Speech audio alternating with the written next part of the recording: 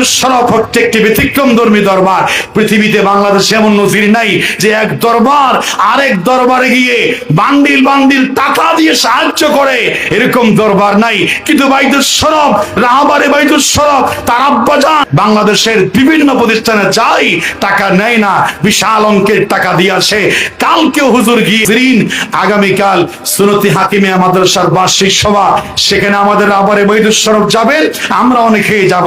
এটি এই জন্য বলছি, কত টাকা যে দিয়ে আসেন, এটা বাইতুল শরফ একটা আজমত, শ্রেষ্ঠত্ব। আল্লাহ পাক যেন আমাদের রাহাবারে বাইতুল শরফকে হায়াতে তাইয়্যিবা সিহাতে কুল্লিয়া দান করেন, বলেন আমিন। আমি আমার আলোচনা এখানে শেষ করছি। হাযা মা ইনদি ওয়াল ইলমু ইনদাল্লাহ আলাইহি তাওয়াক্কালতু ওয়া ইলাইহি উনীব। আসসালামু আলাইকুম ওয়া রাহমাতুল্লাহ। নামাজের ভিতরে প্রচন্ড মজা পায়। রাসূল পাক সাল্লাল্লাহু আলাইহি ওয়াসাল্লাম বলেছেন, আল আমবিয়া আহয়াউন ফি কুবুরিহিম ইউসাল্লুন।